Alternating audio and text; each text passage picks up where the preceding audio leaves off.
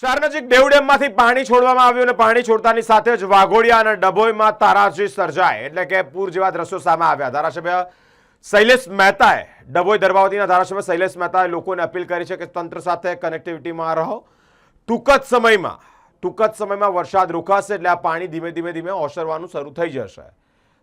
ધારાસભ્ય શૈલેષ મહેતા મેદાને ઉતર્યા છે। લોકો ને તકલીફ ના પડે તે માટે વ્યવસ્થા કરાવી રહ્યા છે, સાથે જ પરિસ્થિતિનો તાગ પણ મેળવ્યો છે। વહીવટી તંત્ર ડભોઈ અને વાઘોડિયા રોડ પર જે દેવ ડેમના પાણી ફેલાયા હોય અને તે અંતર્ગત પૂરપાટ ઝડપે કામે લાગ્યા છે અને લોકોને મદદ કરી રહ્યા છે। વડોદરા જિલ્લામાં સતત વરસી રહેલા ભારે વરસાદ અને દેવ ડેમમાંથી પાણી છોડવાના કારણે દેવ ડેમમાં પાણીની આવક વધતા જ ડભોઈ અને વાઘોડિયા તાલુકાના અનેક ગામોમાં પૂર જેવી પરિસ્થિતિ સર્જાય છે।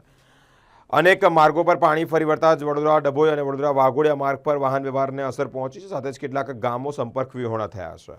ડભોઈના ધારાસભ્ય શૈલેષભાઈ મહેતાએ જણાવ્યું છે કે પરિસ્થિતિ પર વહીવટીતંત્ર સતત નજર રાખી રહ્યું છે। અસરગ્રસ્ત વિસ્તારોમાં લોકોને સુરક્ષિત સ્થળે ખસેડવાની કામગીરી પણ હાથ ધરવામાં આવી રહી છે। જરૂરિયાતમંદોને ફૂડ પેકેટ સહિતની જરૂરી મદદ પહોંચાડવામાં આવી રહી છે। સ્થાનિક ચૂંટાયેલા પ્રતિનિધિઓ અને કાર્યકર્તાઓ પણ રાહત કામગીરીમાં સક્રિય રીતે જોડાયા છે। ધારાસભ્યએ વધુમાં જણાવ્યું છે કે જો વરસાદ બંધ રહેશે તો આગામી 3 થી 4 કલાકમાં રસ્તાઓ પરથી પાણી ઉતરવાની શક્યતાઓ છે। તમામ નાગરિકોને અપીલ છે કે કોઈપણ જોખમ ન લે, પાણી ભરાયેલા માર્ગો પર અવરજવર કરવાનું ટાળે અને વહીવટીતંત્ર દ્વારા આપવામાં આવતી સૂચનાઓનું ચુસ્તપણે પાલન કરે। દેવ ડેમમાંથી પાણી છોડવાને લીધે દેવ નદીને ઓવરફ્લો થવાથી અને આજુબાજુના કિનારાના ગામોને ઇફેક્ટ થઈ છે ને એના કારણે રસ્તાઓ બંધ કરવામાં આવ્યા છે। ખાસ કરીને ડભોઈથી વાઘોડિયાનો રસ્તો, જ્યાં ઢોલાર, વસઈ જેવા ગામોમાં પાણી ફરી વળતા રોડ પર પાણી ફરી વળતા રસ્તો બંધ છે। એ જ રીતે રાજલી, થુવાવી એ બધા ગામોને પણ ઇફેક્ટ થઈ છે અને મેઇન રસ્તા પર પાણી આવી જતા વડોદરાથી ડભોઈ જતો રસ્તો પણ બંધ કરવામાં આવ્યો છે। આ બાજુ વડોદરાથી વાઘોડિયા જતા રસ્તા પર પણ પાણી ફરી વળ્યા છે, એના કારણે એ રસ્તા પર પણ તકલીફ ઊભી થઈ છે। પણ વહીવટી તંત્ર જાગૃત છે, વહીવટીને ગઈકાલથી જ લાગેલું છે। અમારા ચૂંટાયેલા તાલુકા પંચાયત, જિલ્લા પંચાયતના સભ્યો પણ સતત નાગરિકોને તકલીફમાં ઉભા રહ્યા છે।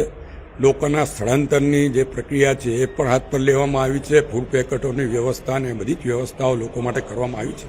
છતાં પણ હું આપના મારફત નાગરિકોને વિનંતી કરું છું કે વહીવટી તંત્રની જે સૂચનાઓ એનો અમલ કરવો અને વહીવટી તંત્ર તરફથી જે કંઈ કહેવામાં આવે એમાં સાથ સહકાર આપવો। આપણી સલામતી એ સર્વોચ્ચ સ્થાને રાખવી, સાવચેતી અને સલામતી માટે જે પગલાં લેવાનું કહેવામાં આવે એ પગલાંમાં સહકાર આપવો।